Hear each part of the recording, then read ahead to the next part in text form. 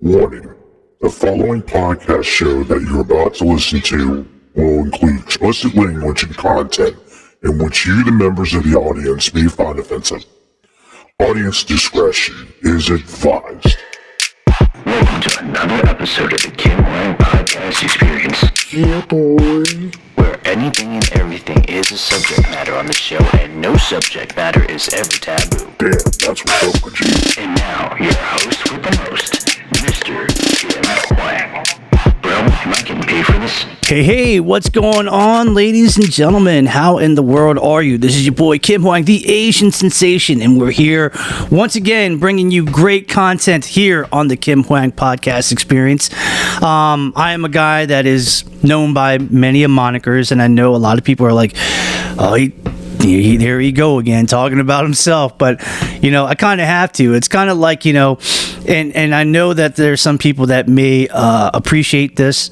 Fun fact, I'm a pro wrestling fan. So I grew up in the days of the WWF, the NWA, WCW, and then the transition from WWF to WWE, ECW. I grew up on all that stuff, all right? And the one thing that the wrestlers are always known for is that they cut a great promo of themselves. So if I was ever to cut a promo, it'd be the following. Like to the legendary, the great American Dream, Dusty Rhodes, I'm the host with the most, the man with the plan, the guy that can bring the power within the hour, and the dude with the right attitude. And that's what I am. That's what I do. That's what I try to convey 24 hours a day, 7 days a week. And for those that actually know me in person, you know that's facts. That's real. So I don't need to talk any more about that. That's just how it is. And today, guys, you know, I woke up. As we are recording right now, it is a beautiful but yet breezy Saturday fall day. So the fall has arrived in the Washington, D.C. area. So that means the wind and the coldness is starting to pick up. It's hoodie season. Thank God, because, you know, as much as I enjoy our summers, I need a little coldness in my life too. And I woke up this morning knowing that today is a great opportunity. It is a great day because rarely I have a moment where I have a person where I can interview, let alone in person, meaning face to face, like literally inches away from you. And this is incredible. And real quick, I have to thank a good friend of mine, Grandmaster Francis Panetta, over at the Jhoon Rhee Taekwondo School in Arlington, Virginia, which is not far from the Washington, D.C. borderline. So, Francis, if you're actually hearing this, I love you, man. I really do. Thank you so much for this. I truly appreciate it. You're definitely one of those great martial art brothers that, you know, come through in a clutch, and, mad love and respect to you. And because of him, we have an in-person guest today. Number one, he is a martial artist, being a black belt in Taekwondo, and we'll talk a little bit about that. From what I understand, he did his thing in the tournament circuit, you know, from anywhere from, you know, the small, you know, tournaments to like the NASKA stuff. You know, it's really good. I also did a little beefing up on some knowledge where he actually is a stuntman for many major motion pictures, including the most recent one, because, you know, I'll give you a clue. When we're all podcasting, you got to have your stuff here, like in front of you. In this case, I got my laptop. I got the IMDb. It goes down as that he's done stunts for The Naked Gun, which is the newer movie, not the one with Leslie Nielsen, but the newer one. He's done Superman, Cobra Kai from Netflix, SWAT, a TV series, and a whole bunch more. He's also done some acting. And we're going to go ahead and kick it with them. I mean, this, like, I swear, I feel like, I kind of feel like I'm interviewing a professional athlete that's worth millions of dollars here. So, I know that I'm tripping when I say that, but that's how I feel. So for the one time, right here live in person, I got with me Mr. Geo Corvera. and he is here. Geo, what's going on, big time? Hey, what's happening? Not a whole lot, bro. I mean, number one, first off, it's good to actually finally meet you, although I have to be honest, and I said this the last interview I did with Francis Panetta, and I say this a lot, especially with the martial artists. It feels like it feels like I've seen you before, maybe once or twice in my lifetime, but I never really met you in person, like actually introduced myself to you and really talked to you. Do you ever get that with a lot of people? Actually, I do. Sometimes I feel maybe it's from, my career, the traveling, the tournaments, and of course the movie stuff now. Right. So, or maybe, sometimes you just have that face that people like, it just looks familiar, so I don't know. Yeah. Because, you've been established, not only in the martial arts realm, competition wise, but also stunts and acting and so forth, and that's what we're here to do today. We're definitely here to discuss that, but let's go ahead and start out by going through the genesis of where it all began. I mean, what was a young Geo like back in the day? Was he a popular kid? Was he a shy kid? Was he athletic? Was he just like an intellectual? Did he like music? What was he all about? Yeah, of course, man. First, thanks for having me. I'm excited. I love doing this kind of stuff. It's always fun. Yeah, no doubt. Yeah, I was born in El Salvador. My family came to the States when I was 7 years old. Okay. Grew up in Alexandria, Virginia. Okay. 7 years old, I saw a Bruce Lee movie. Okay. And Ninja Turtles. Yep. And that's when I decided I want to be Bruce Lee. I want to be a Ninja Turtle. And I was just jumping around the house, kicking everything. And, I was kind of hyper type of kid at home. Okay. Because outside the house, I was always quiet. I was shy. But, yeah, because of that, my dad, put me in martial arts when I was 8 years old. And I started at Jhoon Rhee, martial arts in Alexandria, Virginia. Okay. And, yeah, man, from that day, like I said, I always wanted to be on TV and be in movies. I just didn't, not know how I was going to do it because, in the DMV area, Hollywood is not a thing, out of here. Right, exactly. So, yeah, man, I started competing in tournaments, like you said, the NASKA, NBL tournaments. And I'm not going to lie, I put in the work, but I was pretty good, always placing in the top 3, forms, weapons, and sparring, but I loved it, man, because like I said, I lived it. Right after school, I'll go straight to the karate school, and I'll stay there till 9, 10 o'clock at night training, doing this stuff. So I did pretty good with the martial arts. And then I had a friend of mine, Arnold Chan, who's also, came from Jhoon Rhee, and he's established a stunt coordinator, second unit director in Hollywood. Yep. He also trained a lot of UFC fighters. Convinced me to move to LA. Like, hey, you always said you wanted to get in movies, let's do this thing. So having somebody else to do it with me felt a little easier, more comfortable, and not as scared. Yeah. So yeah, man, I moved to LA in 2000. The first 3 years, I'm not gonna lie, it was a struggle, and like you hear the stories, and I was doing extra work, not really making any money, just the struggle, financially and things like that. But I was training at a gymnastics place where a lot of stunt people would train, actually still around in LA, called LA Valley College, and a lot of break dancers, gymnasts, martial artists, stunt people would meet up there. And one time, one guy was like, "Hey, did you hear about the audition? This audition, they're looking for little guys that could do martial arts and gymnastics." Right. And I was like, "Oh, I fit all 3. I'm little, I could do gymnastics, Yeah. do martial arts. What's it all about?" I went to the audition. Of course, there was like 100 guys my size. They were little that could do martial arts and gymnastics. Right.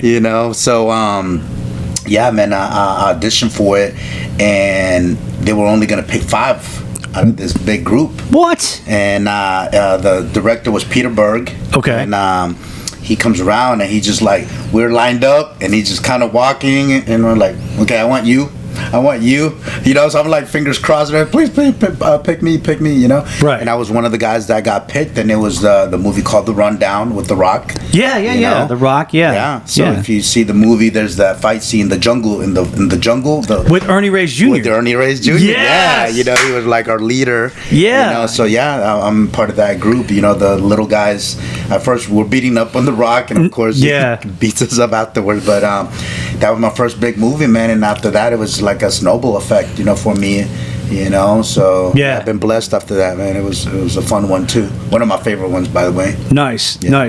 Let's go back a little bit. You said that before you actually formally trained in Taekwondo, specifically the Jhoon Rhee School, and you said that was in Alexandria at the time. Yes. I guess what really set it off for you of wanting to be a martial artist, you said, was mainly the Bruce Lee films. Yeah. What films inspired you when you looked at it? You're like, that's it. That's what I want to do. Yeah. Well, like I said, as a Bruce Lee fan, first of all, I've seen all his movies. Yeah, for sure. The best one, just because I don't know, the whole scene, being like what took place in Rome. I don't know, when he fights Chuck Norris. Yeah, The Way of the Dragon. The Way of the Dragon. Yeah, that's a classic. And, of course. I feel like they're all classics, honestly, with Bruce Lee. But yeah, that was actually one of my favorite ones. And like I said, just Bruce Lee, the whole thing. His philosophy, this training and the whole martial art thing, and bringing it into live into the whole movie thing. That's why I feel like we're artists, creating stuff, and even though it's through fighting, meaning like the punching and kicking, not actually in the street fighting or whatever, and we're artists, like we're creating this stuff, for film. I always feel like, for a lot of martial artists like you and I, whenever they say, what inspired you, I feel like 90% of it, at least, they always say Bruce Lee is the answer. Yeah. Because, he here he is, like, this, real small frame, but very, strong and chiseled Asian guy who looks like, he don't weigh nothing more than $130. And you think there's no way in the world that he has that skill. And then when you see it, you're like, oh, snap. All right. I retract my previous statement. Oh, Right. Snap. This guy's a bad apple scrapper. Yeah. Holy crap. Yeah. So, and I feel like I could relate to that too, being, I'm a small guy, I'm 5'3". Yeah. My life I've been, the smallest guy in whatever sports that I played in, in groups that I was part in. And the whole martial art thing, and it gave me the confidence that even a lot of people, everyone judges books by its cover, like, what can this little guy do, And then doing the tournament thing, and I was like, whoa, he's good. What the hell, so. And you started over at the Jhoon Rhee School over in Alexandria, Virginia. Do you remember, that moment where your parents were like, okay, this is the school that we want to enroll him in? Or it could be like, this is the school I definitely want to go in. Like, do you remember that moment? Yeah, it wasn't my choice, honestly. I just wanted to do karate. I didn't know where, how, who, whatever. I just wanted to punch and kick. It was actually my dad. He actually asked around, to see what are the best martial art schools at that time. This is like 80s, 1985, so. And then I remember seeing the commercial, like, nobody bothers me. That's right. Yeah. The Jhoon Rhee commercial. Right. So, like I said, somebody told my dad about the Jhoon Rhee school, and it was nearby, like 20 minutes, from where we used to live. So, yeah, we went to check it out, which it was funny, though. I didn't end up doing we set up an appointment to do an intro class. It was like a 30-minute intro class. And I didn't make it because I had chickenpox. What? So I didn't make my first intro class. Oh, man. But then when I went the second time, man, I didn't do an intro class. I went straight to the class, put on that uniform. It was, I knew it was something for me, that I belonged there, Gotcha. Do you remember at the time when you started, who were like the instructors in that location? Yeah, and actually, and I'll talk about it more deep in a second, but I still stay in touch with them, you know, hang out with them. Some of them have moved out of the country, but when they're in town, we'll meet up for lunches and dinners and stuff. But yeah, Robert Chun was my main instructor, and then there was another guy, Jose Pacheco. You know, he was like a world champion, kickboxer champion. Okay. And we had a couple other ones, but those two were my main. You know, and actually, Mr. Pacheco was more because I was, 7, 8 years old, and we just came to the country. I didn't speak English, so he spoke Spanish. So he would, teach me in Spanish because I wouldn't understand, punch, kick, front kick, roundhouse kick. I'm right. Like, what, I got you. So he kind of guided me through that, but then Robert Chun was the head instructor, so he was always running the classes. So yeah, he was a good instructor too, Nice. Yeah. Nice. How did you feel like, before black belt, when you were going through the ranks? What was the journey like for you? Was it relatively pretty easy, or was it as hard as you thought it would be? We had our hard moments, but I love that stuff, man, because like I said earlier, I knew what I wanted to do with it, and so I wanted to be the best, so put in the time. So I'll be honest, and I still do it nowadays, but I remember, telling my dad that I was going to be waking up at 5 a.m, and I wanted to work out in our backyard, okay? Mm-hmm.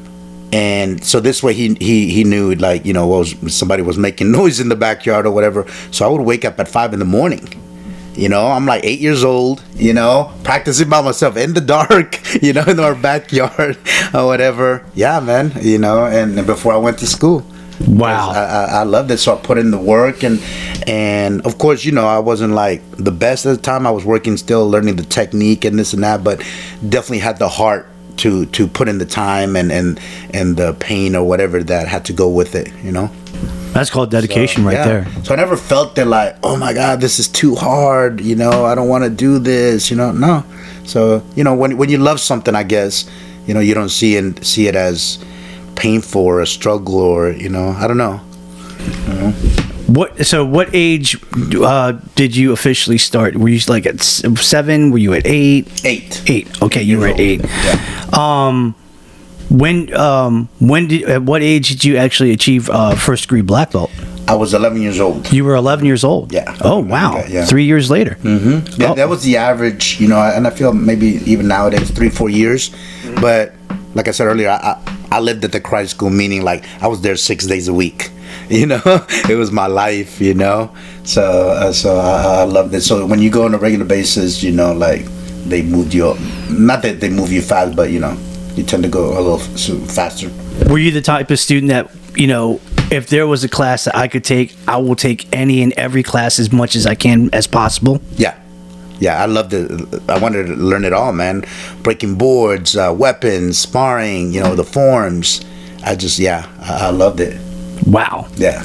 That's what's up. At what point during that time frame, when did you start tournament competition?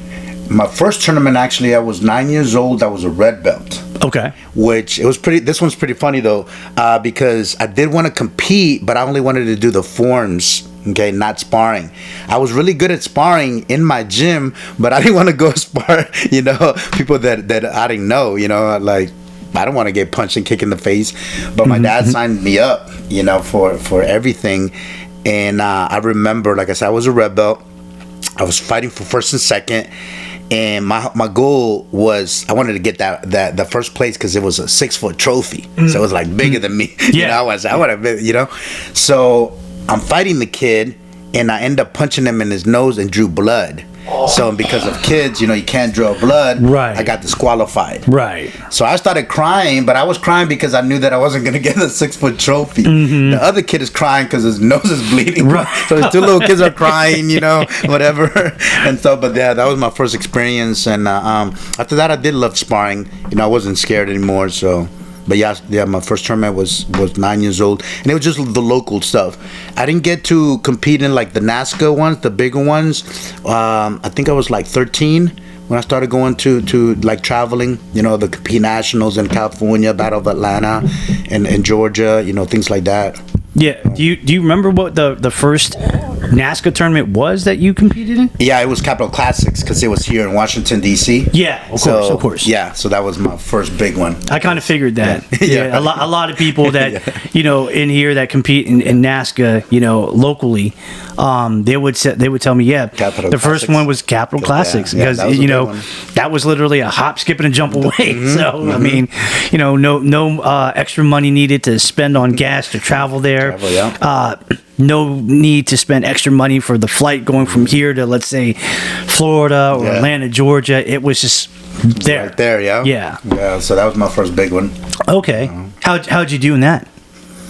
I'll be honest, I don't remember, but like I said, man, I was always like, I would say in the top 5. Top 5. Yeah. So earlier I was telling you that, I mean, at one point I had over 300 trophies. Yeah. Because I was doing forms, weapons, and sparring every tournament. Right. So, and I was taking home 3 trophies every tournament. Okay. You see what I'm saying? So, so you were doing forms, weapons, and sparring. Okay. Yeah. What do you felt like which out of those 3, which one did you naturally felt like this is like what I was built for? Forms. Yeah, and because in the beginning I was doing the traditional forms, but as I got into black belt and they have the creative forms where you could choreograph it to music, and I love that. Yeah. Again, it was in my blood, man. Trying to create stuff, trying to put like little fights and things like that. So and that's how I saw forms. You're fighting. Block this way, punch the guy, turn around this way, spin around, kick him, spinning hook kick, whatever.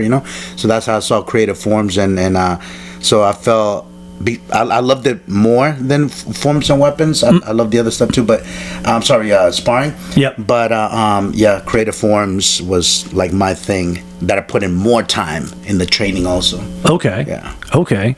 Do you remember at the time, during your competitive NASKA days, like the type of do you remember who you were going up against, like a lot of the fellow competitors that were in your division? Yeah. One was he's still around, not competing, but of course we stay in touch. He's a good friend of mine, Carmichael Simon. Yeah, the kid. Carmichael, the kid. Yeah, kid Carmichael. Steve Masters. Steve Masters. Yes, right? sir. Yes, sir. And I know Carmichael. Do you really? Yeah. I mean, he's from here. Yeah, from Maryland. Yeah, he's actually originally from Annapolis, Maryland. Okay. So I just knew him because, like, number one, the school that we went to, there weren't many Asian people there. Okay. So the fact that I saw just another Asian dude, I was like, oh my God, that's flipping awesome. Yeah. And Francis used to train him. Yeah, that's right. That's right. Yeah. But what I also heard was, Carmichael, at even then at a young age, he was training. He was a martial artist. I didn't know which style until like later on in life, but yeah, he was, competing and doing all this stuff, and I saw pictures of him like posing around with like all the millions and millions of trophies he's got. Oh yeah, he was good, man. As a kid, so this is like when I think I was around 12. I want to say maybe even 13, but when I first started seeing him, because like I told you earlier, I just do the DMV area tournaments, and because he was from Maryland too, I think he maybe was doing the bigger ones also, but I would see him at every tournament. So it was always me and him head to head, first and second. Okay. And he was the only kid at the time, doing gymnastics in his creative forms. You would only see adults do like aerials, the bead twists and stuff. You don't want to see the kids. Yeah. We might do like a flying side kick or something, right? But Carmichael was doing the stuff. Right. So that attracted me to that stuff. I'm like, I want to learn that. Right. So I started, copying, some of the stuff that he was doing, the aerials, the 540s. I would go home, and I didn't have a video camera back then too, whatever. So I remember like, okay, he would step this way to do a 540, and it took me a month, to get the 540. And I remember coming back to it was a tournament in Maryland. I remember like it was yesterday, and he would go, because there was like a rating, so he was rated number 1 at the time, so he would go last, so I was kind of like in the middle, I would say, because I wasn't rated at the time, and I was doing this the Batman song had just came out. The Batman movie had just came out, the very first one. Okay. So Prince had that song Bat Dance. Remember? So I choreographed my form to that, and there's this part that he goes, keep busting, and I threw my 540, And like I told you earlier, nobody was doing 540. Remember, this is late 80s. Yeah, okay? yeah. Carmichael was the only kid. Okay, so everyone was like, "Whoa, who's this kid?" And everyone looked over at Carmichael like, "You got competition," you know. You know, and that's how we met. You know, through that. You know? So, Wow. Yeah, he was awesome. Wow. Mm-hmm. And throughout all that time that you were competing, I think, did you compete all the way until like until the late 90s, early 2000s? Is that when you? My last tournament was in 2000.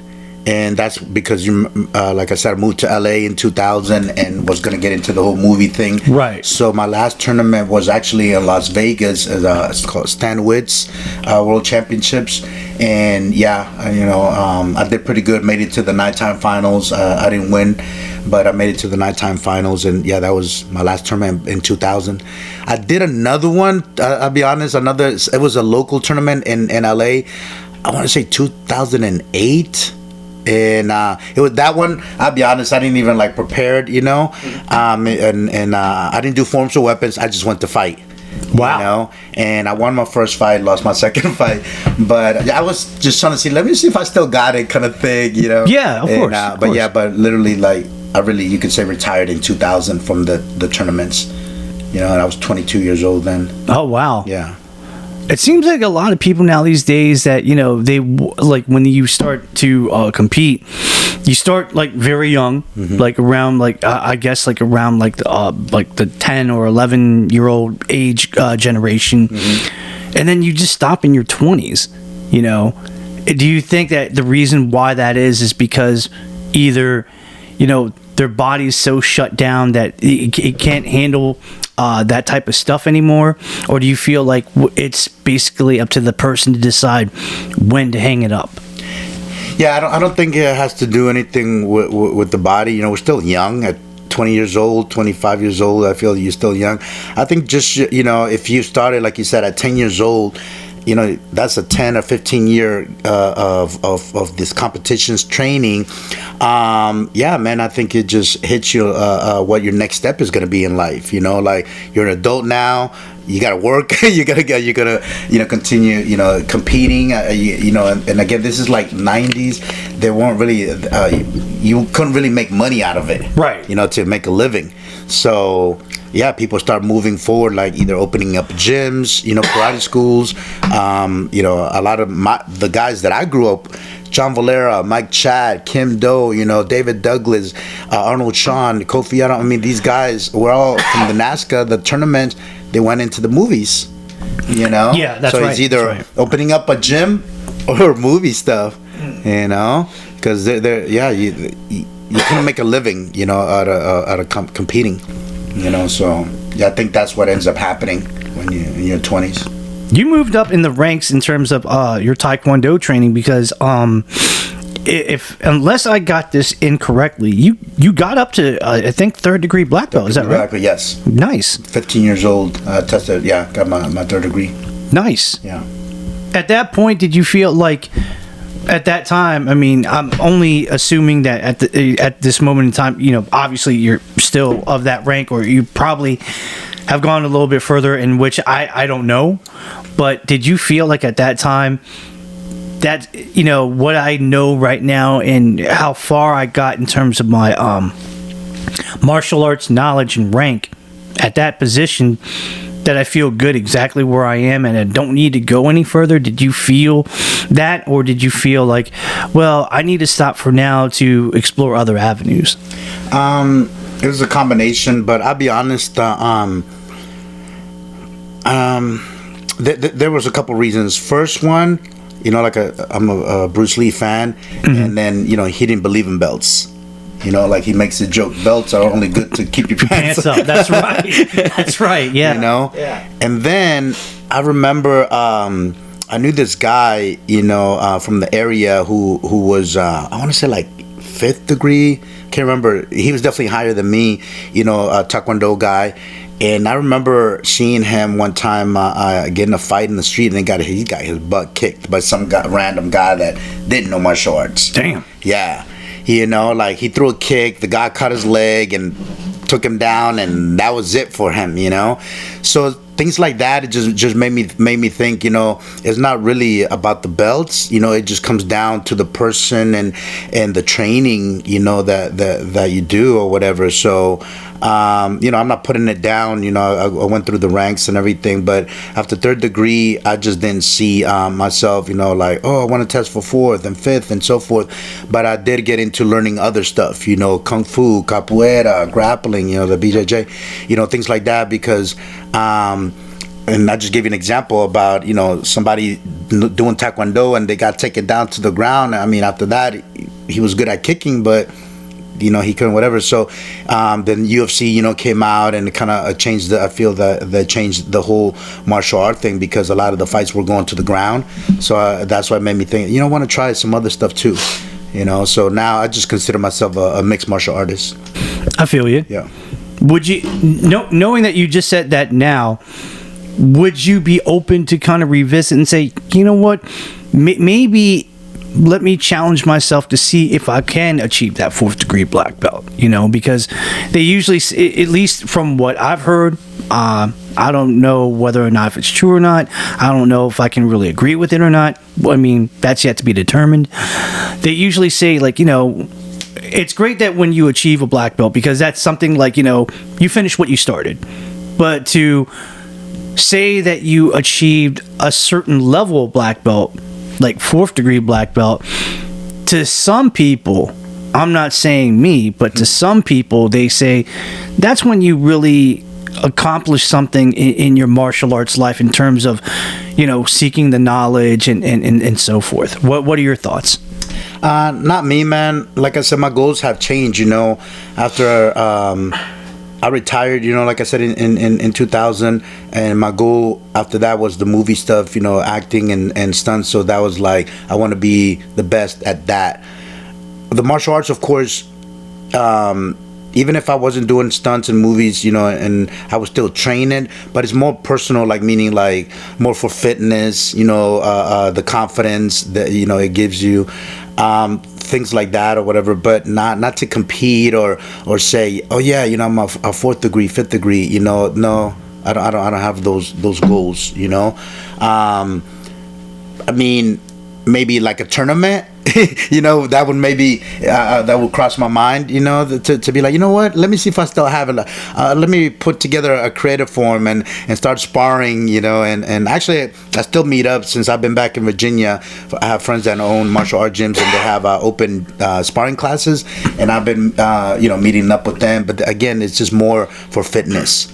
Okay. You know? Yeah. But yeah, if somebody was like, dude, there's a karate tournament coming up, you should try it. You know, I would think about it, and it's like, you know what? Yeah, I would do that, but not the belt testing and things like that. No. You know, out of the subject, earlier today, because I follow you on social media, and you know, I mean, you're like, how old are you now? I actually got a birthday coming up in a week. I'm gonna be 48. Okay, right on. I mean, Yep. I'm going to be 48 myself. Oh, no way. Cool. Yeah, Nice. on November 23rd. Oh, no. Yeah. Close. So That's you know, perfect. we got that November connection. Yeah. No doubt. Yeah. No, but I saw you post something on social media, and it basically looked like, you know, a step-by-step 540 with a jackknife, and I'm like, dang, at his age, I mean, he still got it. You know what's so funny about that, and that's why I don't know if you saw, a little bit rusty, but still got it right. Right? Yeah. No. I'll be honest, sure. man. I haven't thrown. That was when was that? On Thursday, right? Okay. I'll be honest, man. I couldn't tell you the last time that I threw a 540 or 720 or beat twist. Because the reason, as you know, I grew up doing that stuff. That was my life, and tricking and whatever. But once I got into stunts, the auditions I was going for, they weren't asking me to do 540s or 720s, you know. Right. I was going for the thug roles, you know, the terrorist guy, the gangbanger guy, whatever. Right. So all the fights that I would have to do there, and just ugly, messy street fights, kind of brawls. Yeah. You know, so Yeah. it wasn't really martial arts. So I still kept training, you know, like doing mitt work and hitting the bag and doing paddle kicking. But I'll be honest, man, I stopped tricking, you know, the 540, 720s. Yeah. So I met this group of guys, and they invited me to their training, and I was like, you know, let me see. I want to see if I still got some of these tricks, or maybe even get them back again. Right. And yeah, that was my first 540. Like, and I don't know when. In a while. Yeah, a long while. Yeah. Years. You know. So yeah, I threw that. I was like actually just gonna throw the 540, but when I landed and I was like, I had my leg up, I'm like, I'm gonna throw my hook kick. Yeah. So yeah. Yeah. So yeah, that's my goal, man. With the tricking, I want to get some of my old stuff, you know, because I'll be honest, some of the guys I was training with, and I don't know if you're familiar with tricking nowadays, these kids, oh my god, I can't even explain some of the stuff they're doing. I feel like they took it to I feel like, you know, the trickers of then to trickers of now, it evolved. Yeah. Like, you know, big time. You know, obviously, you know, you when you think of tricking from, you know, back in our day, you know, obviously with the 540, you think of a lot of people. You know, obviously you think about Carmichael Simon, but you know, he got it. He got it from another person, you know, who was famous for throwing the 540. Yeah. But you know, a lot of the 540s, the V2s, it comes from wushu. Yeah. But I was going to say that, you know, the one person that really revolutionized it was Stephen Ho. Oh yeah, yeah, Stephen, Stephen right. Ho, yeah. So you know, obviously, when you see Stephen Ho, you're just like, oh wow, he's mainly one of the godfathers that, you know, set it off for tricking. And then, you know, obviously, you know, you had people like Carmichael and yourself, and then later on, you had people like, you know, the Kim Does, the Mike Chats, the Steve Taradas, and then just, you know, the people that are competing today in the NASKA circuit. You know, I feel like tricking is like a natural element with whatever it is that they're doing competition wise. So it's kind of like this is your prerequisite if you want to get into this part of the game. Yeah. Wow. Yeah. So, like I said, I'm not trying to compete with these young guys, you know, but I told myself, let me try to get at least, you know, some of the basics: 540, 720, jackknife, you know, aerials, right? You know, standing back tuck, things like that, or whatever, right? You know. But don't ask me to do a double or triple cork. No. Because, you know, I don't want to think, you know, actually I just had a conversation with a friend of mine, you know, earlier today, and, you know, we're talking about our ages, right? And we're getting older. Yeah. And I'll be honest, man, I think it's all in the mind, it's all mental, right? But, you know, life sometimes will let you know, or like, hold up, relax a little bit, you know, like, oh, my back, right. You know, something hurts or whatever. But yeah, man, I'm gonna try, you know, as long as I can to try to do some of this stuff, you know, because I love it. Yeah, no doubt. Yeah. Now, you said, because I remember hearing about this, Arnold Chan was the one that really inspired you in wanting to get into LA and to get into the filming industry, whether if it was stunts and acting or whatever.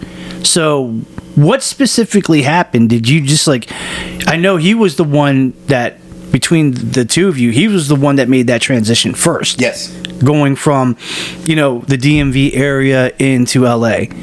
So how did he pull you in the mix? Yeah. So actually, like, you're right, Arnold had gone out there a year before, and he already had a year, maybe 2 years more experience in the movie business than me, because like 2 years, but either a year or two before that, before I moved to LA, we were at the US Open in Florida, and they had auditions for Mortal Kombat, that TV show. Oh, no kidding. Know? Yeah. Okay. And we all auditioned, and Arnold made it. You know, so he got to work on Mortal Kombat, and they were doing that. This is like 98, I want to say, in Florida. Okay. So a lot of people were telling him, "Hey, you should move to LA. You know, you should take this whole thing, you know, to the next level." Meaning, like, get serious with it. And so he moved to LA because everyone told him that's where you're gonna, you know, you gotta be. And then, of course, you know, we're friends from when we were kids. We always were talking and this and that. So then he's like, dude, you know, you should move out and do this thing with me. Okay. So yeah, that's how the whole thing went about. Yeah, he had already a year or so, 2 years experience. Did you have any like stunt training experience before then, or were you just going with what you knew from martial arts? So I'll be honest with you, man. I didn't know about stunt people. Mm-hmm. I thought actors because of Jackie Chan. Jackie Chan had just came out, Rumble in the Bronx. Yeah. So I'm thinking all the actors do their own stunts. And so and again, going back to Bruce Lee, same thing. I want to be Bruce Lee. He's performing the fights himself, things like that. That's what I thought it was. So when I went to, like I told you, to the audition for Rundown, and then they were like, oh no, actors, they have stunt doubles, and I was like, stunt doubles, what, whatever. And then, but I was booking more work for stunts, so I'm like, you know what, I'm just gonna pursue stunts. I'm gonna be a stuntman. Later on, I got into some of the acting stuff too, but I wasn't thinking about acting anymore. But in the beginning, when I first moved to LA, I want to be an actor that could do his own stunts. That was the mentality. Yeah. But at the time, real quick, again, this is like 2000. I don't think people really think like this anymore, but they would look at you weird if you were trying to do both at the same time. Mm-hmm. They told you, no, you got to pick one. Either you're an actor or you're a stunt performer. You can't do both. They would look at you like you're weird. Like, what? You want to do both? Now, why would they say that you can't do both? Is it? I mean, at the time, it's like you had to be one or the other. Yeah. You could. Why did they not want you to do both? Like I said, I don't know, man. The mentality, but that's how it was, and they would look at you weird. Yeah. That's crazy, because I feel like if you wanted to do both, that's not a bad thing, because then it makes you more it makes you more diversified, and it makes you more wanted. Yeah. You're just not a one-trick pony. It was no, and I agree with you. And of course, it's different now. They actually want the actor that can do his own stunts, or vice versa. Right. Stunt people that can act, but I remember, we're talking about, on the Rundown, Ernie Reyes Jr., we ended up becoming a training partner, so we would work out together. And I remember him telling me, one time that even though, he was an actor, but he was a martial artist, that they would see him differently, because they were like, oh, that's that guy that does martial arts. They wouldn't say, oh, that's actor Ernie Reyes Jr. That's the guy that does martial arts. Right. So again, people just, I don't know, categorize you kind of thing, or they label you, as something. So again, going back, they wouldn't see both together. They're like, oh, that's an actor, that's a stunt performer. But like I said, the business has changed a lot, now, because depending on the production, the bigger ones, of course, they still get doubles for the actors, especially depending on how much action and how dangerous it might be. They don't want to put the actor at risk, so safety. But a lot of times, yeah, man, if you can act and do your own stunts, you're saving them money, because they don't have to hire two people. You just take one, and who does everything. For sure. Yeah. But yeah, man. So in the beginning, as a martial artist, I'm thinking, oh, I'm just gonna do fight stuff, And then, but what ended up happening, like I said earlier, you get categorized. So I was only known as the martial art guy. So even if they needed somebody to run and trip and fall, they wouldn't hire me for that, because, again, they were like, oh, he's just a fighter. So what ended up happening, I started trying to learn more, about stunts, fire gags, high falls, wires, car hits, stair falls. So I started learning all that stuff, because the more rounded you are in the business, the more you'll work. You see what I'm saying? Otherwise, yeah, you get categorized, and they're, oh, we're doing this kind of movie, we don't need any fighters or things like that. So that's how I got involved with the other stuff too. Right on. Yeah. How, was it, when you actually did that type of training, do you felt like that was kind of like a wake-up call, and you felt like, wow, okay, maybe I didn't know exactly everything that is to be of the stunt world? Yeah, actually, yeah. I don't know. I'm kind of slow sometimes, So, like I said, because again, going back to Bruce Lee, that's what I thought stunts was, just fighting. Right. I wasn't thinking car hits and fire burns and things like that or whatever. And yeah, later on, it just hit me like, whoa, you what? You get hit by a car? You get in a little fire? What in the world? What do you know?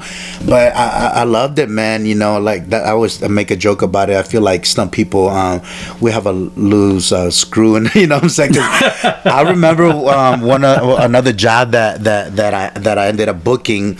And at the time, I was working at, this is in LA, I was working at Sam Goody's, the music store. Sam Goody's. LA. Yeah, remember that? Yeah. And I got called for a job. And of course, I'm pumped up. And my friends, of course, see me. And they're like, what are y'all happy about? I'm like, bro, I just got called for this movie or whatever. And they're like, oh, no way, congrats. What are you going to be doing?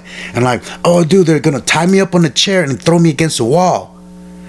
And my friends are like, what? You're excited about that? You know, like, who gets excited about getting beat up? For sure, yeah. You know? I understand from their point of view, yeah. You know, yeah. So that's why I say, you know, like, we're a little cuckoo or something about the danger, you know, and that we want to be in, you know? Now, for our audience that may not understand, give us a little bit of, like, you know, of a resume of, like, the various stunts and fight stuff that you've done. Like, you know, have you done high falls? Have you gotten burned? Have you gotten hit by moving vehicles? Have you operated, you know, like weaponry, like guns and stuff like that? What have you done? Yeah. Honestly, I've done a lot of stuff. I don't do, and I never done horse stuff. You know, motorcycles. I don't ride motorcycles. What else? But the majority of everything else, man. Yeah, car hits, stair falls, wires, fire burns. I'm trying to think. Yeah, of course, fight stuff. You know, hitting the ground. Things like that. Yeah. I kind of done it all, you know. And with me, and of course, and it was a different time. Now I tell the new people, because I also used to teach stunts for 12 years in LA, film fighting. Okay. You know, and I would tell everyone, like, you know, get familiar with other things, you know, not just fighting and falling. So nowadays, the new generation, there's actually schools or actually people teaching private lessons for this. I'll be honest, again, going back to my time in 2000, there weren't schools, you know. I mean, people would meet up, friends, and work out together, things like that. But nobody was really like teaching classes and things like that. That was another thing. People would look at you weird if you came up to somebody like, oh yeah, you know, so and so is teaching me film fighting, or so and so is teaching me how to do stair fall. They're like, somebody's teaching you? Like, what? Like, you're paying them, you know, like private lessons? Like, what? You know, because majority of people, they would just go on their own, you know, with friends, like, hey, let's go to find some stairs and throw ourselves down, you know, or things like that, or whatever. There wasn't, you know, like schools and things like that. So I got lucky, man, and blessed that all the big stuff that I didn't know, fire gags, high falls, you know, car hits, I got to learn on set. You know, one thing that I also that I would teach people was, or tell them that, hey, be honest in this business, because, you know, never say that, you know, you can do something and you never done it, you know. So I remember the first time I got called for to do a car hit, I told the coordinator I really wanted the job, of course, you know, and to be in a movie, but I never done the car hit. So I told him, I said, yeah, you might want to go with somebody else. I've never done car hits. But one thing that I always told myself, never undercut yourself, meaning don't say that you can't do something when you never even tried it. How do you know? Right. You never tried it. I can't do it. Right. What? Have you tried it? No. So I would tell them, you know, I never done it, but if you teach me, I'm a fast learner and I can get it. And I'm that kind of person. I'm visual. You show me something, you know, I tend to get it, you know, pretty fast. So the coordinators always, you know, were cool that I was honest with them. So yeah, they would bring me 2-3 hours before a crew call, and they would teach me, man. And I got blessed to have those people teach me, and that's how I learned, you know, all this crazy stuff. How competitive is the stunt industry and the acting industry? Because I've heard a lot of wise tales that, you know, it can be super competitive because, you know, it's always about a certain look or a certain skill set, or, you just have to be at the right place at the right time. What is your take on that? I mean, definitely is a competitive business. I mean, think about it. Like in acting, for example, stunts are a little different, but it's still the same. You're going for one role. It's 100 people, 500 people, whatever it is, for one role. You see what I'm saying? So you want to get that role. So you put in the time, the training, the coaches or whatever. So you can book that part. Same thing with stunts is a little. I don't want to say easier, but there's movies that they'll need 50 stunt people. Let's say it's a war movie, I mean, now it's changing with AI and stuff, but right. But they can just add 100 people on there. But it's still competitive because you still want to be part of that group that gets picked to be in the movie. So.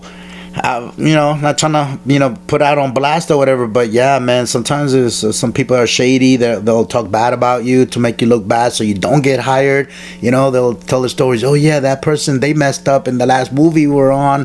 They messed up one of the shots or something just to, so they can get the job, But, for me, man, I believe in myself, so even if I don't book a job, I'm like, on to the next, or whatever. So I don't really worry about, because people have asked me, like, hey, who's your competition in this business? Like, who takes your jobs, or who do you...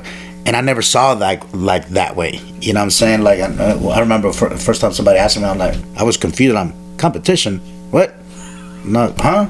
Like, yeah, like, because I never thought about it that way, man. Like, if somebody books a job, and that I was up for, hey, more props to you, man. You were better that day. Or sometimes, another, like you said earlier, like, it's not even about skill. Sometimes it might be a look. Yeah. And because I've seen that a million times. Like I said earlier, I'm 5'3", but they need a guy who's 6 foot tall. That's Latin, that could do martial arts, even though I'm Latin and it could do martial arts, but I don't have the height. Can't get mad about that. It is what it is. Right. For sure. So I never saw it like that, and that's the business, bro. Like, you get a call for something, or you're up for something, you don't book it, gotta move on to the next one. You can't. I always tell people, you gotta have thick skin, and you can't take it personal. It's not always you can't question. Oh, I'm not that good. Question your skills. Nah, dude. Right place, right time. You said earlier, the right look. This business, it changes by the second. 1 minute they want the Latin guy to be whatever for that role, but they're like, no, actually we want the white guy. Or like I said earlier, one the shorter person. They wanted a man, now they want a woman. I mean, like, literally, I've seen it change in seconds. I feel that. So yeah, you can never take it personal. I feel that. Yeah. I feel that. What do you think is like there's a lot of like stereotypes about like the stunt industry and acting and so forth. So what have you heard from your experience about like the stereotypes and the misconceptions of the stunt and acting industry? I mean, a lot of stuff is true, whatever you heard.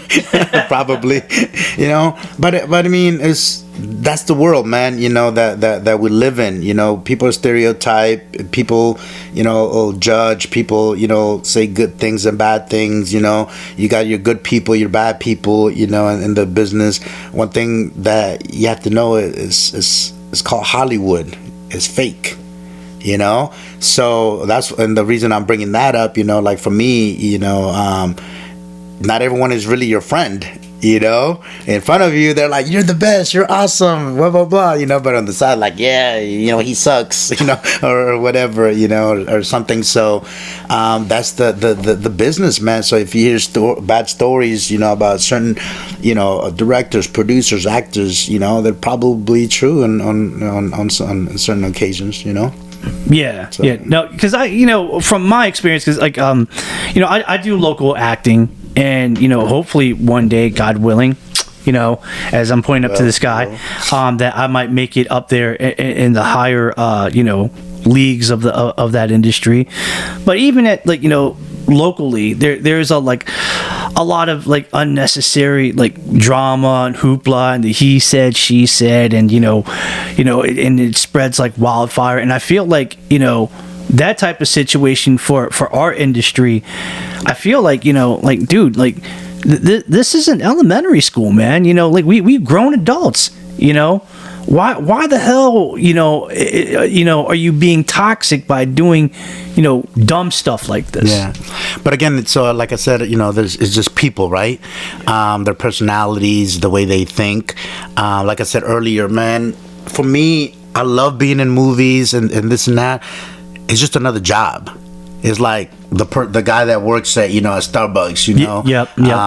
He's working, making money. Yeah. It just happens to be a certain way of entertainment that people do look at it like, oh my God, a movie, TV show, whatever, and I feel like certain people let that get to their heads, and that's when they start acting up. I've had friends, that I grew up with or I've known for 20 plus years that they start getting those lead roles. All of a sudden, they don't even want to talk to you. You're like, what? Like, Yeah. They're like, I'm playing the lead in this movie, but I'm like, so like what does that mean? Like like it's a job, bro. At the end of the season or whatever the thing, you'll be out of a job again. Yeah.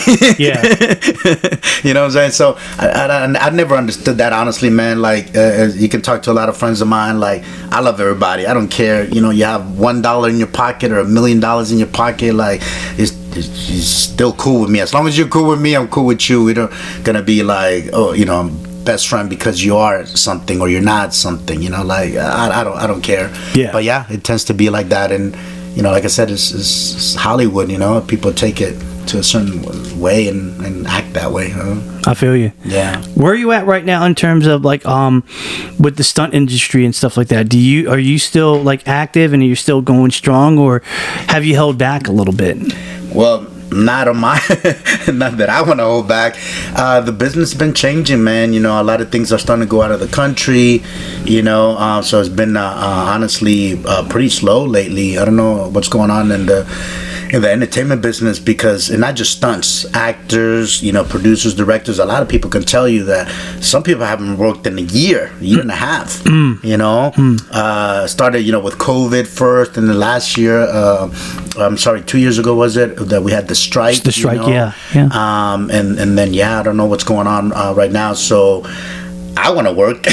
I've been training and preparing stuff. I was telling you earlier, I've been writing, my little short films stuff, and that I want to get, start shooting soon and things like that. Yeah. And this is like my downtime, I guess you could say. So I'm trying to take advantage on certain things that I have put off, with my training. We're talking about, trying to get some of my tricks back, and then writing, man.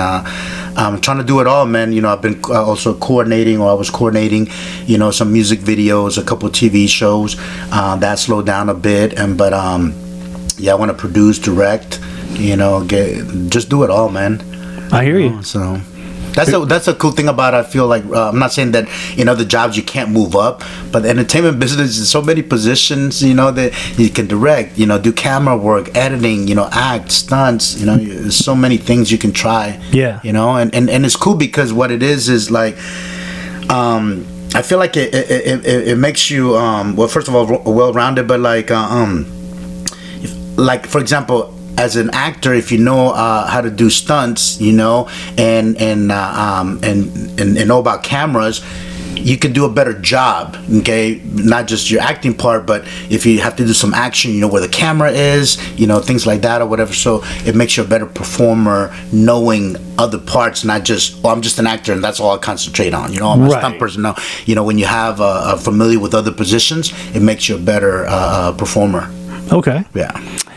And last thing, because before we get to what I like to do for this podcast, you had said one point that there's a difference between a stunt actor versus a stunt person, and I think you actually probably explained this on a podcast called Everyday Martial Artist with Brian Doucette. Oh yeah. Yeah. What did you mean by that? Like what is the difference between the two for some of those that may not know? Well, so there's the stunt doubles, okay, and stunt performers. Stunt double, of course, you're doubling an actor. Right. They don't see you. They shoot everything from the back. Okay. Stunt performer, I tend to do that more, like, meaning like you actually get to see my face. I just don't talk because I'm not doing acting, but so you're just performing the stunts, the fights, the whatever the scene is, and whatever. But yeah, that's the difference, whether you're acting, saying lines and doing stunts, or you're stunt doubling, where, like I said earlier, they don't get to see your face, or you're a stunt performer and they actually see your face but you don't say anything. I got you. All right. Yeah, but all of it, I mean, you're still performing, you still gotta act, because a lot of people think I'm a martial artist, so I can do stunts. Not really, there's certain ways you have to punch, you have to kick, you have to perform. One thing that I've noticed, a lot of people that come from some kind of gymnastics, martial arts background, they'll do a good fight, but a lot of times it looks fake because they don't know the acting part of it. You have to believe you're that person at that moment. You're the gangster guy, you're the world champion martial artist, you're the superhero, whatever. You have to believe that, right? Okay, or even like, you're playing like you're psycho, you're crazy. If you don't believe that you're crazy, it's gonna read, and the audience not gonna believe it. Like, what? That's when people are like, dude, he sucks. Right. You know what I'm saying? Yeah. So that's why also, in the stunt world and fighting, you have to be that character. You know what I'm saying? You have to believe you're that bad guy if you're playing that bad guy, or you're the superhero or whatever, right? Yeah. And you have to be, the fight tells a story also. Yeah. You see what I'm saying? Why are you throwing that punch? Why are you whatever? Like, you have to question these things, and it helps you in your performance. You see what I'm saying? And what I mean by, like, why are you throwing that punch, meaning, okay, let's say I'm doing a fight scene and I sweep your leg and you fall down. Okay, now I'm gonna punch you. We'll say, I'm gonna kick you while you're on the ground, but why? Okay, so like I said earlier, maybe I'm playing the bad guy. I just swept this guy, so I could easily walk away, in a real fight or whatever. But because I'm the bad guy, right? I don't like this guy. I'm gonna hurt him, So you read it in my face, in my body language, that I'm staring at him hard. You know what? I'm gonna take advantage that he's on the ground, and I'm gonna stomp him. Now, that's where the acting and believing, what you're doing comes in handy. But if you're just kind of just going through the moves, block, punch, kick, it looks fake, and then people can read that. So you have to believe the character. You have to believe that you are that person. Bet. Yeah. Bet.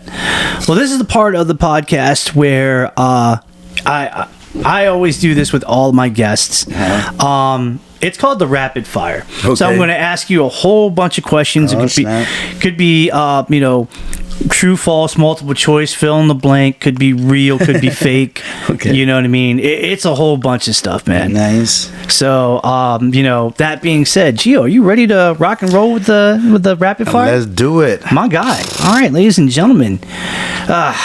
Geo Corvera is in the building, ready to do some rapid fire questions. Yeah. So let's do it.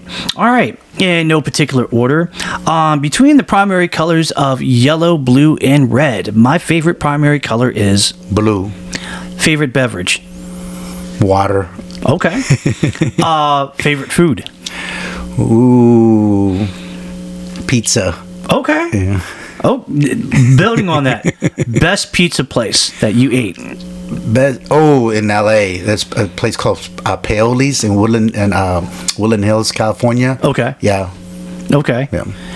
Between Domino's, Pizza Hut, and Papa John's. Ooh, Papa John's. Oh, my God! My God! Yes! Oh my God! Somebody actually said, "Oh God!" So, I swear to God. I asked this one question, the same question, and he was like, none of those. I like Little Caesars. I'm like, oh, God, dude. No. I'll be honest, I think I tried Little Caesars once in my life, and I didn't like it. No, if that was like the only choice and I was desperate, Yeah, fine. I'm starving. But you know, haven't eaten in 3 days. But that's not even in the first three choices. Right. Sorry. Moving on. Yeah. Okay. Favorite car? Ferrari. Okay. Yeah. Anyone in particular, or just the Ferrari Just brand? Brand, yeah. Okay. Yeah. Okay. Favorite place in the world that you have visited? Favorite place? That would have to be Europe. I went to Hungary. I was Okay. in Budapest. Oh. Yeah, for like 3 months there. Oh wow. What was up there? I was actually there for filming. Okay. You know, we're doing a movie called Aragon. Okay. And yeah, man, just I don't know. First of all, because it was my first time going to Europe. Of course, totally different from America. You know, I got to sightsee some stuff and totally different. So just the whole experience, the people, the food, everything. You know, it was. Actually, in Budapest, it was more modern, but you know, you start going outside and still like it's old. Yeah, like the countryside. Yeah, you know, they're still like from 100 years ago or something. That type of places, yeah. But it's cool though. I mean, it's history, you know. So nice. Yeah. If there was a martial art that you would like to learn that you never trained in, what would be that martial art? You know, I've been doing a lot of research. I love watching YouTube, especially martial arts stuff related. And I'll be honest, I didn't even know this. There's like over 100 martial arts styles. Yeah. And you know, the ones that have been catching my eye, you know, like I'll watch some of these videos. They're like tribal, like African martial arts, or you know, India. You know, they have certain martial arts and stuff, and they're different. You know, so I'm like, oh shoot, that'd be cool to try to learn. You know, these other ones. I never even heard of them, but they, you know, I start watching some of these videos. They look cool, man. So some African, Indian martial arts stuff. Yeah. Nice. Favorite NASKA tournament that you ever competed in? Not Capital Classic. I would say the U.S. Open. Okay. In Florida, yeah. Okay. Yeah. It's just because, I don't know, man, like besides we're in Orlando and got to go to Disneyland and stuff. Just the whole experience for there. Sure. You know, the vibe, it was cool. Nice. Yeah. Well, some people actually like the U.S. Open just because they say that's like the Super Bowl of NASCAR. Yeah, I've heard that. Yeah, you're right. It's one of the biggest ones. Yeah. Real quick, of course, probably the other tournaments, you know, they get people from other places, but definitely the U.S. Open is like worldwide. You know, you get people from all over the world coming to compete in that one. Right. Yeah. Right. Wow. Okay, that's cool. Mm-hmm. I don't know why it is that people always say U.S. Open. You know, I'm like, dude, there are other stuff too, like Battle of Atlanta, compete nationals, Diamond Nationals, Diamond Nationals. Yeah, you know, even like back in the day, there was like the Kentucky Bluegrass. Oh, yeah, I remember. You know, the Charlie Lee. Yeah, that's true. Oh my gosh. All right, I guess everybody's just aiming for the big ones. Yeah. All right, very cool. What are some of the names in the stunt industry right now that you follow that you're like, wow, they're really doing their thing and they're really doing good work? I'll be honest, I look more towards like my friends, the people that I grew up with. Mm-hmm. You know, like I mentioned, you know, Arnold Chan, you know, his brother Alvin Chan, Kofi Adam. I mean, these are very talented guys. You know, John Valera is doing his thing big time. He's doing a lot of Jason Momoa's movies and stuff. You know, he blew up in that. You know, I always give props to where it's due, man, and especially my friends, you know, and that's more because I'm closer to them. I've known them. We all came through the struggle, and I saw it. So I'm always look up to them and always proud of them, you know, of how far they come. Right on. So yeah, my friends. Best martial arts achievement. I mean, winning tournaments and like getting into those nighttime finals was always my thing. I'll be honest, of course, even like winning them, but like my whole thing, like I gotta make it to the nighttime finals. I gotta, you know. Yeah. And one of my favorite ones actually was the Jhoon Rhee International, and I ended up winning first place in both weapons and form. So I went to nighttime finals for those two, and then I ended up winning. Nice. You know, yeah. Nice. Favorite ones. What is the most important rule in stunts, in your opinion? Keep your eyes and ears open and your mouth shut. Woo. Okay. I always tell people that, it's just like, especially when you're new, it's just, we call it set etiquette. You just have to be a certain way, carry yourself a certain way when to be a professional on sets. And some people have to learn the hard way, man. They like to talk stuff and, put their foot in the mouth sometimes. And you have to be careful because, like we're just talking about earlier about people, people judge, man. So you have to be careful. It kind of sucks, but, you're walking on eggshells sometimes. Yeah. So yeah, you have to be careful. So yeah, just listen, pay attention, learn, before you say anything. If you could talk to your younger self, knowing what you know now that you didn't know then, what would you tell your younger self? I'll be honest, man, like I took my time with a lot of stuff thinking, I got time. I wish I would have thought that way. I could have jumped into certain things a little sooner, earlier. Right. Because then, I still ended up doing them, but I feel like it wasn't special anymore with certain things. Like I could have been the first one to do certain things, before other people did them and things like that. So my advice, which I'm trying to do now is, like the second that you think about it, you have a goal or a plan about something, get on it. Yeah. Don't be like, I'll do it tomorrow or next week or next month. Yeah, do it now. Do it now. Gotcha. I feel that. Yeah. I feel that. This might be a weird one, but I'm just thinking more like in the martial arts sense. Yeah. So hopefully, maybe you might have an answer for this. Favorite martial art brand of uniform? I'll be honest, I'm not really familiar with too many. I always buy my stuff from Century. Yeah, Century. Okay, okay. And okay. So no, but I mean, I remember. I don't know if you remember, like. This is again in the 90s. There was a brand I can't remember the name. They started doing the like different. They would design uniforms. Okay. Like you could have a blue leg and a white leg, and half the top was half. Yeah. Yeah. There was this lady. I want to say she was in New York, but I could be wrong. And we used to order our uniforms, and of course we designed them though. We tell I want the sleeve to be whatever red, and then the other one green, and half whatever. Like we used to get creative, and I love those uniforms, but again, this is like 90s. I don't remember the brand. The good old days, man. Yeah, I know, right? When you could actually wear whatever multicolored uniform, and it was like, okay, that's cool. Yeah. So yeah, and I know there's new stuff now, but I'm not in that world anymore, really. So I'm not really familiar with the brand name stuff. But the fact that you remember Century, that's pretty. Yeah. That's impressive. A big one, That's impressive. Yeah. A lot of people.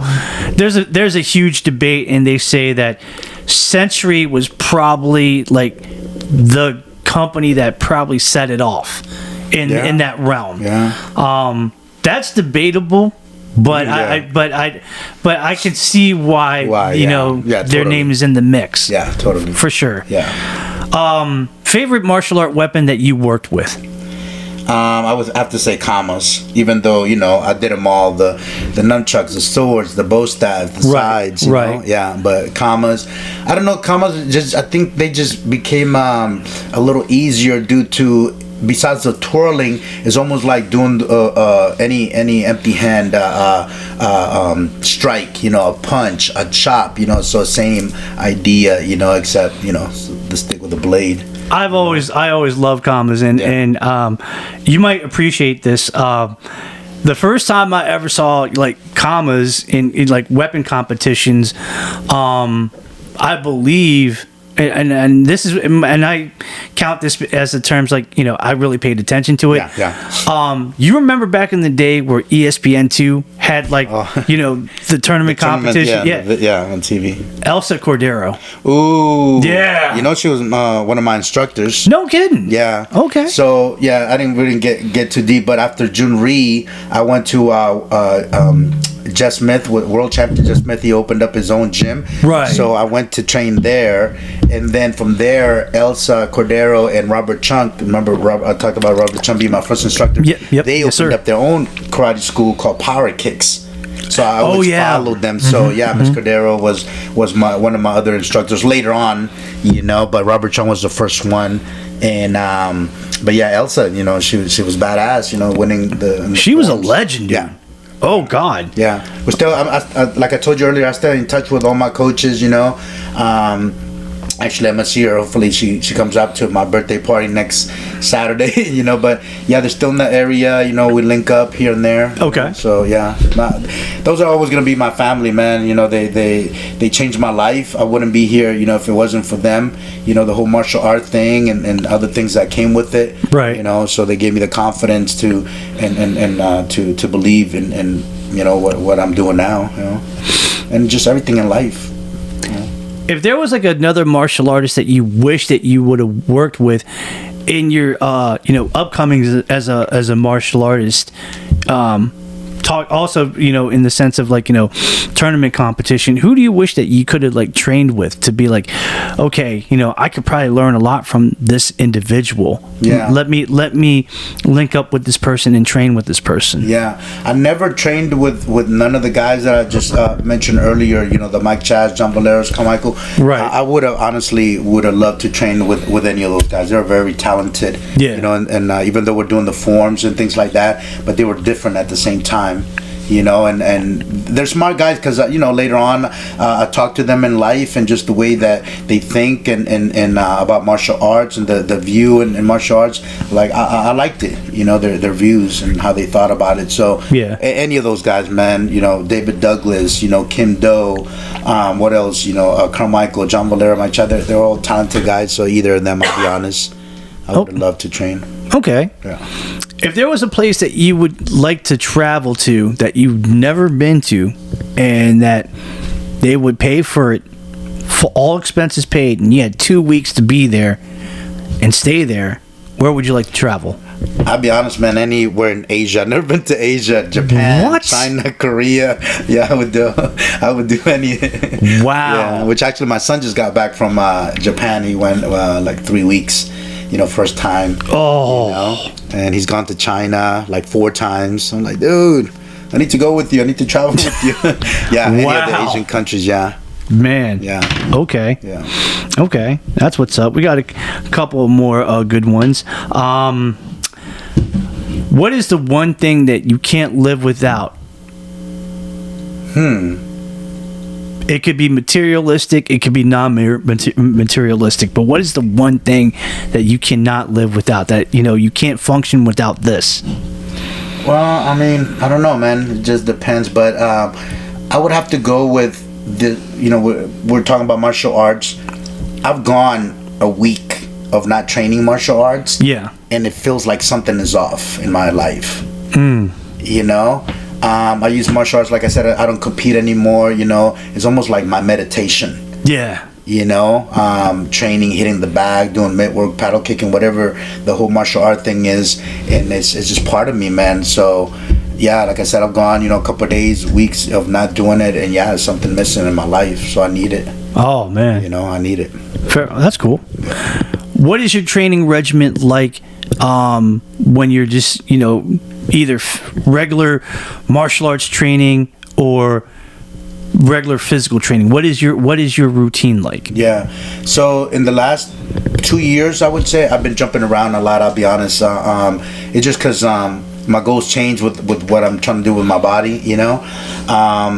At one point I was just lifting a lot, and then I was starting to get big, and I'll be honest, I don't like it due to I'm short, and looking really big. I think you look funny, especially on camera. It adds, how they say it adds 10 pounds, whatever, so you look even bigger, and then I didn't move differently, but so I kind of jumped around, but I try to keep it, I run 2 or 3 times a week. Nothing crazy, 3 to 4 miles.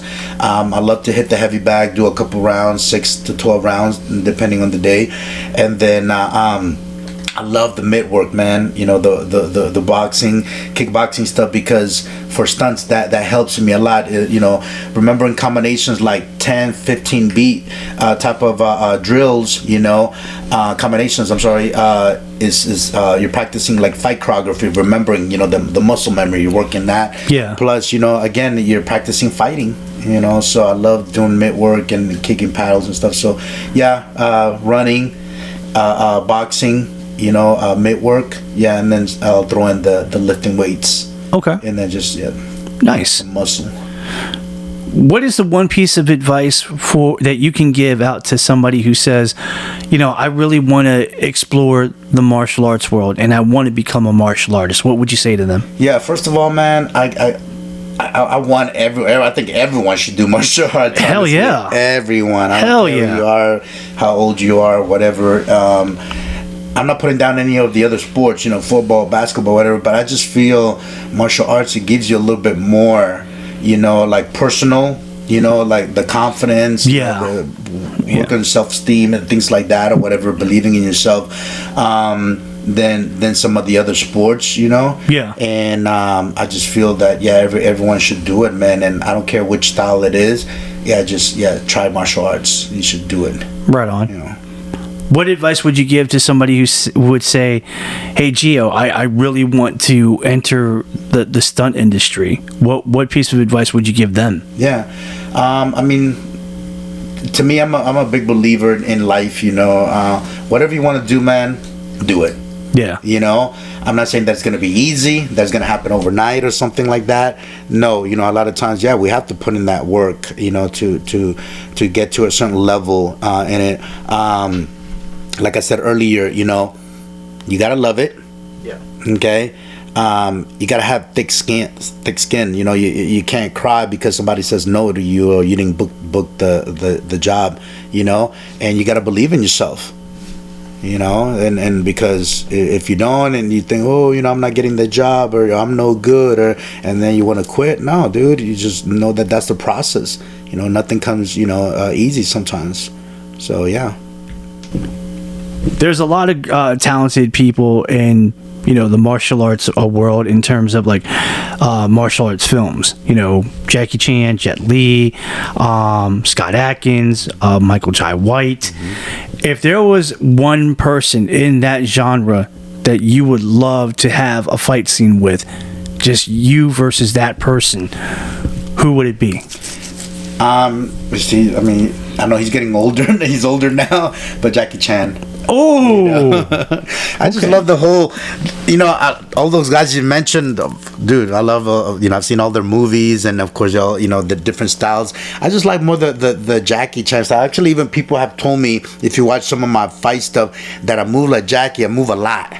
You know, a lot of times people, you know, just get punched and they give you that head snap, but you know, they're, you know, normal. As for me, there's a head snap, boom, my whole body's moving, right, you know, right, or whatever. right. And I just love that whole thing with Jackie. Anyways, the creative part of it, like, you know, is not always like a hand-to-hand fight. You know, it's like grabbing things, grab the chair, grab the bottle, grab, you know, the golf club thing, you know, and you can use anything. And of course, is a comedic kind of thing, you know, and then just the whole vibe of it, you know, is cool. So I like those kind of fights. So yeah, Jackie. Nice. Okay, just a few more. DC or Marvel? Oh, Marvel. Nice. Even though I've worked for both of them, you know, yeah, I'm more Marvel. I'm not gonna say fan and stuff, you know, but yeah, those are better movies. I mean, hey, that's fair. You know, I've heard somebody that said, you know, hey, I used to be a DC guy growing up, you know, reading their comics, but later on, you know, when, you know, the big, you know, thing was like, you know, DC made it like, you know, movies out in Hollywood, and then Marvel made their movies in Hollywood. They like the Marvel movies a lot better. Mm-hmm. I don't know if it's because of the presentation or they got the better actors, but they said Marvel. Yeah, and what's happening in Hollywood? So they're trying to start to bring the like the stunt people, the stunt coordinators, you know, the ones that are in charge of the action part of it. the Marvel guys to the DC ones, you know, because they're trying to pump them up and bring them up, because a lot of them, I'll be honest, they're I mean, you know, they still make their millions and things like that, but not like Marvel. You know, it's crazy. Okay. Yeah. All right. Okay, I'm going to give you about 3 more. Say, for example, you got invited to a 3-star restaurant for dinner, and you were allowed to bring in 3 guests. Now, who would you invite? Now, here's the kicker. Okay. They could be alive or deceased, famous or non-famous. They could be somebody that you know personally. They could be somebody that you don't even know. Who would those 3 guests be? Ooh, that's a little tricky. I'll be honest. Due to I'm more like, you know, with my friends and family and stuff. You know, I like to share. You know, depending what that dinner it's all about or whatever. You know, if it's something like, you know, let's say my birthday. You know, so of course I'm bringing in my family, my closest friends to do stuff like that. If you know, wanted like, you know, like celebrities, it would be more, besides just being like a fan, I would want to hear their life stories, you know, on how, kind of like you're doing to me, you know, right now, on why did they decide to, you know, become actors, or, you know, what was their first job, or things like that. So yes, it's a little tricky. Maybe I will combine, you know, let's say my dad, The Rock, you know, Dwayne Johnson, you know, and maybe, you know, a girlfriend or something. Okay. You know, so it's all different. Mix it up. Okay. Yeah. Okay. Yeah. I like that. Yeah. I like that. You know, it kills me because, like, you know, when I see the rundown, you know, I see Dwayne Johnson, you know, him being the smaller frame guy, got hair, to like the Dwayne Johnson you see now. he looked like, you know, he took some, you know, some stuff, yeah, and he's bigger, and no hair on his head anymore. Right. Still occasionally wrestling for the WWE, yeah. And I'm like, man, oh wow. Yeah, that's one of my favorite ones, man, due to, besides, like you said earlier, I grew up watching, you know, WWF first, and then, of course, WWE, I followed all those. And The Rock was one of my favorite ones, and then, of course, I got to work with him. I think that was his second movie. I think Scorpion King was his first one. Yeah. And then, right. and The Rundown, of course. And I worked on that movie for about 2 months, so it was like this, you know, me and him, you know, talking, cause, you know, because of course we're on set together, and we're doing this fight thing or whatever. But, you know, just everything that I watch, his interviews and things like that, like how you see him in the interviews and things like that. At least, you know, to me, that's the same The Rock that I work with. You know, yeah. You can ask him for advice, and just cool, you know, having fun, type of person, down to earth, you know, kind of thing, and then I just liked his whole mentality on putting the work. You know, his company's called, I think it's called $5 or something, because, you know, at one point that's all he had in his bank account. Yeah, it was $5. Yeah, it's called $5. $5. Okay. $5 production. That's what it's called. You know. Okay. And look at him where he's at. You know. So I love the struggle type of people that you know, they put in the work, and they're doing great later in life. You know. And just his training. You know, he wakes up at 4 a.m. and to work out and stuff. And I mean, I'm just a big believer. You got to put in that work, man, and you know, whether you like it or not, and it's a struggle, and you hate it, but you're still doing it. I love those kind of people. Yeah. You know. Last one, and I always ask this of all of my you know, guests, and especially in-person guests, because, you know, when I have an in-person guest, I literally can read the energy when I ask this question. So this question basically would be, when it's all said and done, you know, what kind of legacy do you want to leave onto the world, where, you know, when they say, man, you know, Geo Corvera, you know, what kind of legacy do you want to leave out into the world? Yeah, which is pretty funny, is kind of happened a couple of times, you know, where I love helping people, man. literally like, if you get the job, you know, or whether like a stunt thing, a tournament that you won, and because, you know, I helped you prepare for it, I trained you for it, it's like me winning, you know, or getting that role or in the movie or something. So I love helping people. That's why even when I'm not doing the movie stuff, you know, I have clients right now that I'm personal training. They're trying to get in shape, lose weight, get stronger, learn how to fight, you know, and you know, even though I charge or whatever, but I will do it for free, you know, because I love helping people. I want them to feel better, you know, and things like that. So yeah, I want to people, and I've done it, you know. People can tell you like, Geo helped me this, I wouldn't be here because of, you know, if it wasn't for Geo, he said this, he ran me through these workouts or whatever, like that I help people, you know. And yeah, you know, like he was always helping people, you know, and I didn't have to, you know, I loved it, you know. So Man, that's real. Right. That's real. This is the part of the podcast where, you know, I let my guests, you know, go ahead and have the final word. So if there's, you know, if you want to, you know, promote yourself, if you want to promote any of, you know, your social media pages, if you want to give a shout out or something, or if you just want to give like a, you know, a positive affirmation, now is the time to do it. So I'm just going to put myself on mute, let you do whatever it is that you want to do and say. And, you know, the floor is yours, man. Okay. Yeah. Thanks. So yeah, like I'm back in the DMV area. You know, anybody, like I said earlier, I'm doing personal training, whether it's stunt related, movie stuff. You know, to you just want to get in shape. You know, just hit me up. I got all the social media stuff. Instagram, the #1 Latin Geo. You know, Facebook, Geo Corvera. You can see a lot of my work. You know, on YouTube, I have, I don't know, 20-30 videos. My stunt stuff, my acting stuff, training stuff, you know, little short films that I put together, fight choreography, so you can see, you know, honestly see my skills.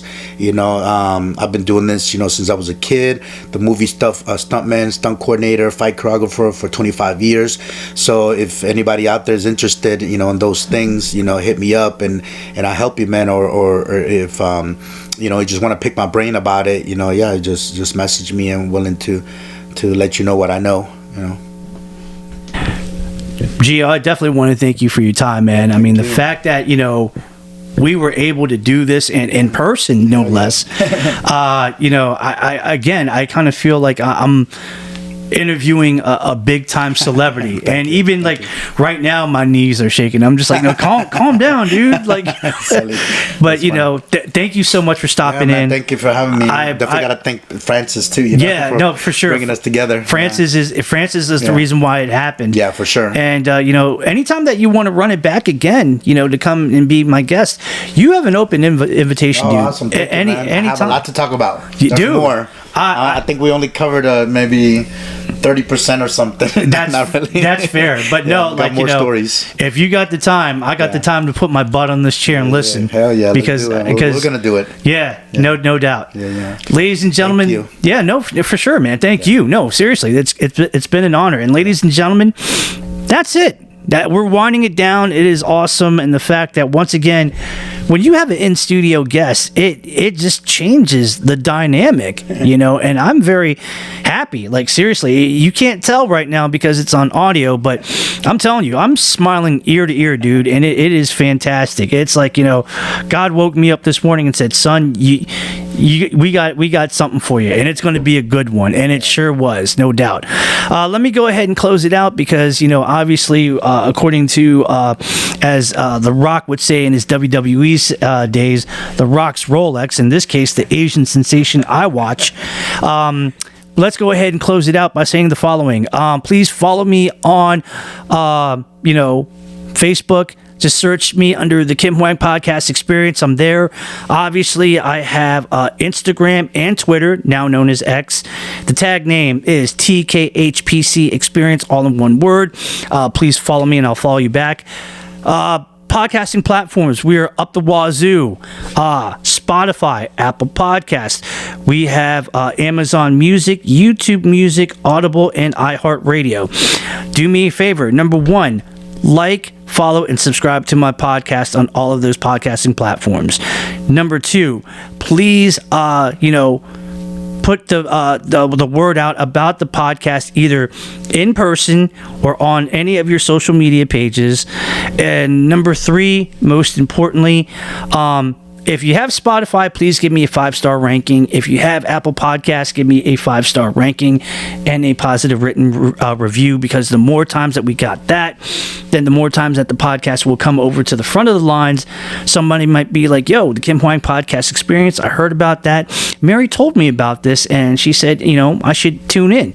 Yes, please do so, because, when we, put the word out about the podcast, it's called brand awareness. Sharing is caring, and we love that a lot. You know what I mean?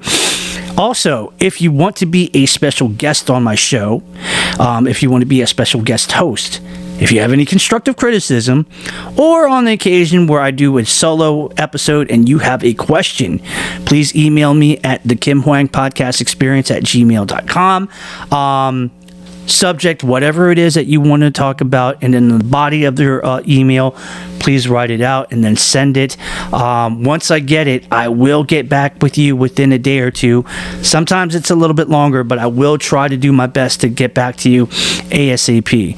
Last but not least, guys, and the most important one is that, guys, please be safe out there. Life is too short to be, negative. It's all about loving each other. It's all about supporting each other. Do the right things and the safe things, because we don't want you to land in a pine box and get buried 6 feet under. We want you to be healthy.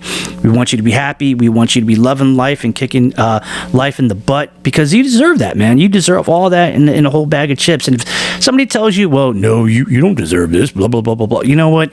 I'm going to step back 2 steps.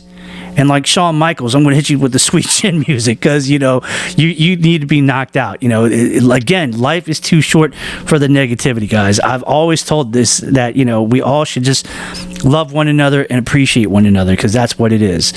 And I just want to end it by saying thank you, guys, to everybody that's been listening to my podcast, that's been supporting it.